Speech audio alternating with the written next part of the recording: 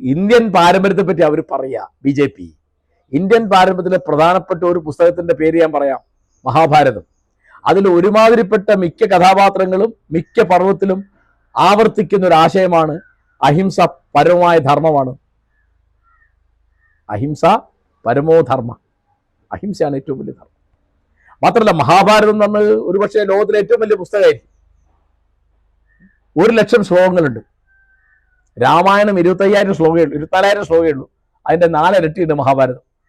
അത് എഴുതപ്പെട്ടത് ഹിംസ കൊണ്ട് നേടുന്ന എല്ലാം നിരർത്ഥകമാണ്, നിഷ്ഫലമാണ്, നിഷ്പ്രയോജനമാണ് എന്ന് കാണിക്കാൻ വേണ്ടിയാണ് മഹാഭാരതം എഴുതിയത്. അതിൽ യുദ്ധം ജയിച്ച പാണ്ഡവരുടെ നായകന്റെ പേര് ധർമ്മപുത്രൻ. അദ്ദേഹം എല്ലാം കഴിച്ചിട്ട് പറയുന്നുണ്ട്, ഈ വിജയം പരാജയം തന്നെ. കാരണം ആയുധം കൊണ്ട് നേടുന്ന ഒന്നും ബാക്കിയാവുകയില്ല. അപ്പോൾ അഹിംസ എന്നുള്ള ഒരു ആശയം, അതിൽ ഇന്ത്യയിലുണ്ടായ ആശയമല്ല അത്. ഇപ്പോൾ നേരത്തെ 2500 കൊല്ലം മുമ്പ് ബുദ്ധൻ അത് പറയുന്നുണ്ട്, 2000 കൊല്ലം മുമ്പ് ക്രിസ്തു അത് പറയുന്നുണ്ട്, ബുദ്ധന്റെ കാലത്ത് തന്നെ ജീവിച്ച ജൈനൻ അത് പറയുന്നുണ്ട്, നമ്മുടെ പുസ്തകങ്ങളിൽ പറയുന്നുണ്ട്.